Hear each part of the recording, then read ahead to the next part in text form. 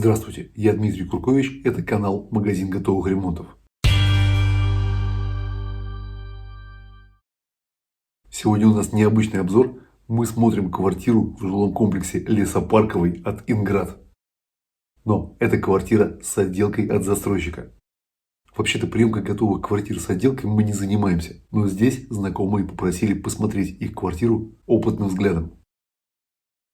И мы посмотрели. Сейчас мы вам все подробно расскажем. А в конце ролика, как обычно, мы объявим победителей конкурса из предыдущего видео.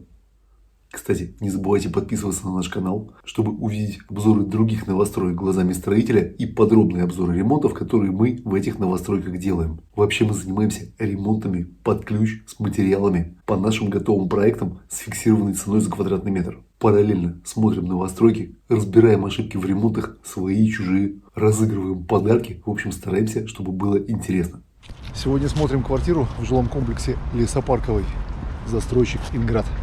Итак, сначала немного про сам ЖК, а потом уже про ремонт от застройщика с подробным разбором всех нюансов. У нас жилой комплекс комфорт-класса. Он расположен на юге Москвы, внутри МКАД. Причем до МКАД буквально 300 метров, если смотреть по Яндекс.Картам.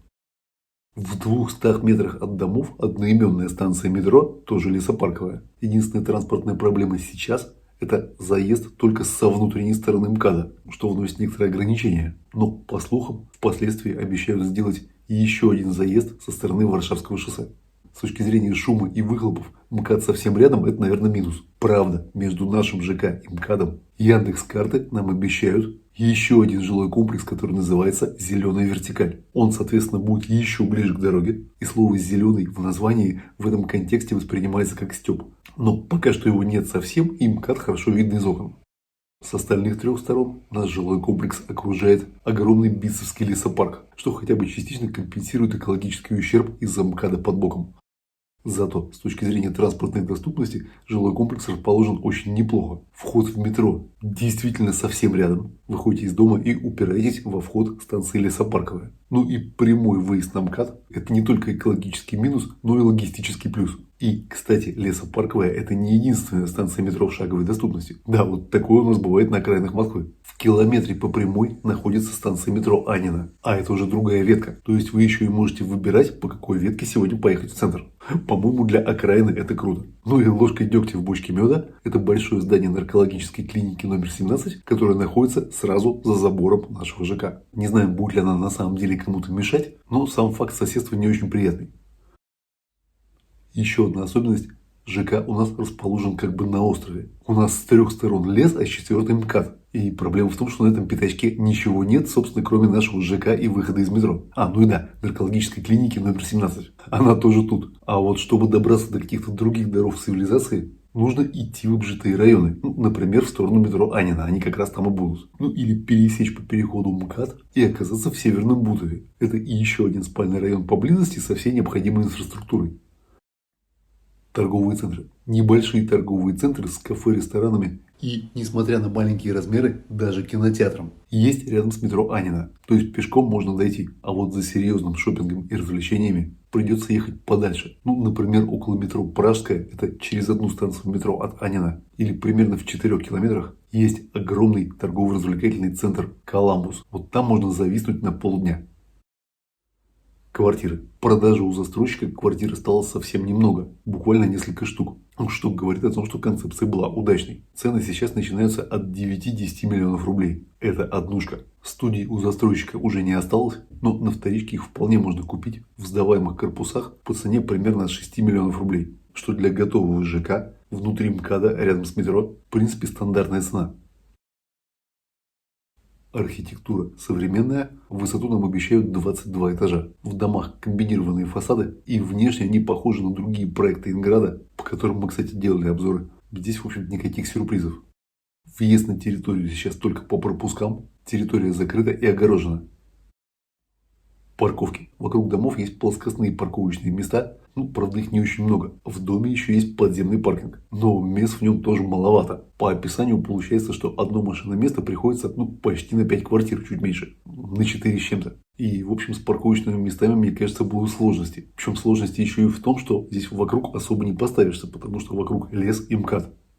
Дворы. Они с затейливым дизайном, тут дорожки с разными типами мощения, сложное озеленение, дизайнерские фонари и довольно симпатичные детские площадки. Пока, правда, совсем не видно деревьев, но может они еще вырастут. С другой стороны, у нас лес через забор, зачем деревья? Кстати, асфальта на территории практически нигде не видно, только мощение. Подъезды на уровне земли, заходим внутрь. Вот здесь в тамбуре очень предусмотрительно сделано углубление в полу для специального грязевого ковра или просто для сбора грязи. Отделка холла выглядит очень просто, хотя на самом деле она не самая дешевая. Серовато-бежевые стены в сочетании с черным потолком грильята выглядит довольно стильно. Холл кажется узким и длинным. Кстати, а вот с этого ракурса хорошо видно, что стена холла кривая. Смотрим сначала на линию потолка вверху, а потом на линию пола и плинтуса внизу и видим разницу. В холле у нас стойка ресепшн, которую сейчас занимает охранник. Надеюсь, что со временем его или заменят на консьержку, или просто уберут. Мы обратили внимание, что многие зеркала потрескались в местах крепления. Но то ли крепеж в них во всех перетянули, то ли здание сильно вибрирует и садится. И от этого трескаются зеркала. Лифт Коне. И это вам не какой-нибудь Отис российского производства. Тут все круто. Лифт еще новенький и даже в пленке. Тут, кстати, еще одно зеркало с трещиной в зоне крепления. Так получается, что целых зеркал мы в этом доме не встретили ни одного. Холл на этажах выглядит точно так же, как холл внизу. И даже немного интереснее, потому что здесь как элемент декора добавлены входные двери в квартиры. Они с отделкой деревянным шпоном. Двери металлические уже установлены застройщиком. Они вполне пригодны для жизни. Два замка, защелка и красивая отделка снаружи. На монтажные отверстия не установлены заглушки. Заходим внутрь. Отделка выглядит стандартно. Ламинат и плитка на полу, плинтус ПВХ, обои под окраску, натяжной потолок и темные двери. И на первый взгляд все чисто и аккуратно. С точки зрения дизайна, я бы сказал, что отделка не в последних трендах. Выглядит она как что-то такое из начала 2000-х. Понятно, что это вкусовщина, но дизайнерскую отделку здесь в любом случае никак не назовешь. Высота потолка у нас даже с учетом отделки получилась 2,81. Это вполне достойный показатель. Дальше переходим к деталям и смотрим, что у нас найдется при детальном изучении. Стены. На стенах толстые обои под окраску. Стандартный вариант и удобный для эконом-отделки, потому что он визуально скрывает мелкие неровности стен. Но вот крупные неровности здесь тоже есть, и обои их уже не скроют. Ну и вообще отклонения по стенам есть. Не то чтобы ужас-ужас, но за допустимые пределы они много где выходят. В коридоре стены с двух сторон от входной двери находятся в разных плоскостях. Угол стен кухни здесь не 90 градусов. Я не знаю, брал ли на себя застройщик обязательства выравнивать углы под 90, но в любом случае здесь этого не сделано. Полы. В комнатах у нас ламинат, и это такой классический пример ламината от застройщика. Он очевидно дешевый и невысокого качества. Что с ним не так? Толщина здесь скорее всего 7 мм. Все-таки меньше 8 мы использовать не рекомендуем, потому что он совсем хлипкий, а лучше брать толщину больше. Покрытие и структура у этого ламината выглядит не как натуральное дерево, ну или его производные, а как обычный дешевый пластик. Кстати, сейчас очень много относительно недорогих вариантов ламината, которые внешне выглядят гораздо лучше. Здесь, мне кажется, на ламинате очевидно сэкономили. На поверхности ламината в этой комнате много царапин. Их, конечно, можно попробовать замазать специальной мастикой, но, скорее всего, все равно будет видно, потому что, во-первых, их много, а во-вторых, они на самом проходе. Поэтому, скорее всего, выход только снимать и перекладывать, меняя дефектные доски. Вот тут сломана ламинация доски. Это, кстати, характерно для тонкого ламината. С толстым такое происходит гораздо реже. А вот тут ламинация оторвана совсем. То есть доска под замену и вся комната под переборку. В этой комнате у ламината заметный люфт по высоте. И вот тут тоже люфт. А вот здесь вообще интересно. Это горб на полу, который видно невооруженным глазом. Ну и приборами его тоже видно. Вот такой у нас получился здесь зазор, если на пол положить 2-метровую рейку. Вот здесь трубы отопления стоят слишком близко, а заглушки слишком большие, поэтому две заглушки одновременно положить на пол не получается. Задняя стена за батареей абсолютно кривая, и по плинтусу это видно хорошо. Но справедливости ради, если вы не будете лазить под батарею, то вы никогда об этом не узнаете. Плинтус здесь недорогой, ПВХ, но при этом высокий, что для данной ценовой категории уже неплохо. Вот здесь неправильно собран стык плинтуса в углу. Его, конечно, можно и самостоятельно переделать, если руки растут с правильного места, но главное при этом плинтус не сломать, потому что от таких вещей он ломается очень легко. К укладке напольной плитки в коридоре и в кухне у нас было мало вопросов. В целом плитка уложена более-менее нормально, но пол не везде в горизонте и имеют уклон. Ну и кое-где есть локальные ямы, причем большие. Вот одна из них, у нас здесь прогиб целых 8 мм на 2-метровую рейку. Ванная комната и туалет. Из плюсов здесь потайные люки. Это круто. А вот, кстати, где коллекторы? Коллекторов нет. Трубопроводы разведены на тройниках. То есть такой привет из 90-х. Здесь кран установлен так, что повернуть его невозможно, мешает труба. Чем нам это грозит? Если вдруг у вас потечет полотенцесушитель, ну все может быть, то вы не сможете его перекрыть. И пока вы вызовете сантехника из УК, особенно если это ночью, то успеете залить несколько этажей внизу. Поэтому кран я бы поменял, чтобы можно было пользоваться. Ну или хотя бы поменял бы эту ручку на бабочку, потому что она с меньшим вылетом. И возможно таким образом можно будет обойтись без замены крана. Плитка на люке у нас с обломанными углами. И кстати на другом люке тоже с другой стороны плитка с обломанным углом. Это какой-то тренд. Здесь в одном месте не совпадают углы, а рядом на люке торчит угол плитки. Возможно, это из-за того, что плитка дешевая и не калиброванная по размеру, но вот эти места видно. И вот здесь плитка тоже сломана. Ванна стальная, экран у нас в плитке с потайным люком. То есть вроде бы все задумано хорошо, но сделано жутко неаккуратно. Смотрим, как замазан верхний стык. Вот тут угол примыкания плитки к ванне замазан пальцем. Причем замазан, похоже, что шпаклевкой, а не герметиком. Потому что квартира еще не была в эксплуатации, а замазка уже вываливается. Поэтому в этом месте вода будет затекать под ванну. Все вот эти вот дырки нужно будет расшить и нормально замазать заново. В ванной комнате у нас натяжной потолок с точечными светильниками. Такое стандартное нормальное решение. Сделан вывод для подсветки зеркала. Вентиляция сегодня тянет плохо, но вообще сегодня погода слишком теплая и по нормативам не проходит для проверки тяги. Поэтому будем надеяться, что при других погодных условиях тянуть будет лучше. Унитаз и раковина простые, но все установлено и все работает. Только короб такой удивительной сложной формы. Полотенцесушитель, кстати, установлен криво. А вот здесь отклонение стен по вертикали на 2-метровую рейку превышает все разумные пределы. Здесь аж 25 мм на 2 метра. То есть на высоту стены будет еще больше. Тут рабочие явно забыли про уровень. Двери. Здесь дверные блоки из эконом-категории, но они вполне нормальные и сами по себе качественные. Дизайн классический. На мой взгляд, это такой привет из начала 2000-х. Но это дело вкуса, и кому-то такие наверняка понравятся. Вот эта дверь при открывании задевает косяк соседней двери. То есть само направление открывания выбрано неудачно. И сделать с этим уже, скорее всего, ничего нельзя. Если не переставлять дверь, то самый лучший способ это поставить ограничитель открывания, чтобы хотя бы не сломать косяк и полотно. Здесь криво состыкован наличник, профиль на стыке не совпадает. Здесь у нас наличник не закреплен и отрывается. Вот здесь тоже. Здесь глубокая царапина на дверной коробке. Здесь наличник тоже не закреплен, к тому же его еще и поцарапали.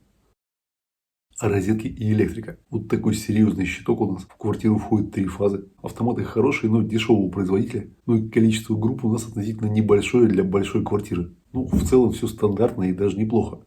Напряжение показывает 237 вольт. Это в допустимых пределах. Сделаны выводы для кондиционеров и розетки рядом. Розетки тоже выглядят очень просто, но какие есть. Окна. На нескольких стеклопакетах у нас обнаружилась окалина. Это такие черные точки, которые невозможно стереть, потому что они вплавлены в стекло. Здесь такое впечатление, что в пластик забивали гвозди, а потом их вытащили. Здесь отсутствует пластиковая заглушка петли. Вот для сравнения, на соседней петле она есть. Здесь большие зазоры на примыканиях штапика. Причем их явно пытались замазать, но герметик высох и потрескался. И у меня опять такое подозрение, что это был не герметик, а шпаклевка, потому что герметик себя так не ведет. То есть теперь здесь стык пустой, но перепачканный. Конечно, желательно эту дырку заделать, а в идеале вообще поменять штапики, потому что в холодную погоду из этой дырки может дуть. Вот здесь не снята пленка снаружи. Вот здесь царапина на пластиковом профиле. И здесь тоже царапина на пластиковом профиле. Ручка балконной двери у нас не закреплена и болтается. Резиновый уплотнитель внизу, атурон и тоже болтается. На лоджии у нас стандартная отделка стен от застройщика. Из дополнений это линолеум на полу, окрашенный потолок, розетки и свет. Пол при этом видно, что нормально не выравнивался. Линолеум брошен на кривое основание. Вот на месте примыкания плинтуса к балконной двери это хорошо видно. Посередине у нас большая яма. Ну и сам край линолеума вместе примыкания к этому плинтусу выглядит совершенно похабно. Такое впечатление, что он оторван зубами. На балконе замазывали герметиком место примыкания наружного остекления к стене. Ну и понятно, что намазали всю стену. Резюме. Плюс отделки от застройщика, почти никакого геморроя, получил ключи и заезжай в квартиру. Кто-то пишет, что жить с ремонтом от застройщика невозможно, но это неправда. Жить можно. И большинство граждан нашей страны, я уверен, живет в худших по отделке условиях. Выглядит свежо, по стилю это какой-то такой стандартный добротный вариант из начала 2000-х. Минусы. Дизайн, если о нем вообще можно говорить, оставляет желать лучшего.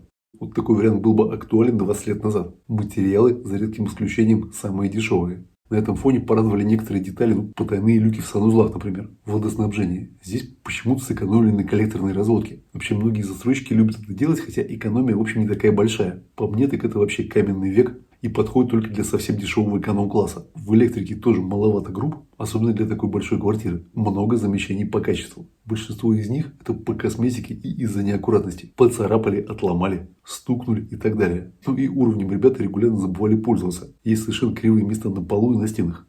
Вместо герметика у нас, похоже, была использована шпаклевка, которая уже высохла и отвалилась. Но в целом для ремонта от застройщика это нормальный средний уровень. Варианты сильно лучше в стандартных квартирах мне пока еще не попадались. Поэтому вывод. Если квартира под сдачу или по какой-то другой причине вам не важно, какой у вас дизайн в квартире, то это вполне достойный и удобный вариант. В этом корпусе, как я понимаю, квартиры без заделки вообще не продавались. Поэтому у хозяина этой квартиры вариантов особенно не было. По мне, если бы я сейчас покупал себе однушку в этом доме за 10 миллионов рублей, то за этот бюджет я бы, наверное, хотел другой дизайн и другое качество. Поэтому я бы, наверное, все переделал. Но, как я уже сказал, есть много случаев, когда такой вариант тоже вполне устраивает.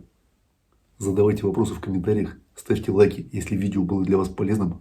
И, как я обещал, итоги конкурса в предыдущем видео. Называю победителей. Первым правильно ответил на вопрос у нас снова Владимир Еремин. И он получает в подарок еще один браслет Xiaomi Mi Band 4. Владимир, напишите в комментариях лайфхак, как вы это делаете. А 8-й сегодня правильно ответила на вопрос Галина Застражнова. Простите, если я неправильно произнес фамилию. И она получает умную Wi-Fi розетку. Кстати, между ними было еще много неправильных ответов. Мы при подсчете их не учитывали. Считали именно 8-й правильный. Поздравляем победителей. И чтобы мы смогли выслать вам подарки, свяжитесь с нами через группы ВКонтакте или в Фейсбуке. Ссылка есть на главной странице канала или внизу под видео. Высылаем подарки по России. Забрать посылку можно из ближайшего пункта выдачи СДЭК. На этом все. Подписывайтесь на наш канал. Мы регулярно выкладываем подробные обзоры наших ремонтов и обзоры новостроек глазами строителей, в которых мы эти ремонты делаем. И как всегда, помощь в приемке квартиры у застройщика у нас бесплатно. Это Дмитрий Куркович, канал «Магазин готовых ремонтов», сайт svetelkin.ru.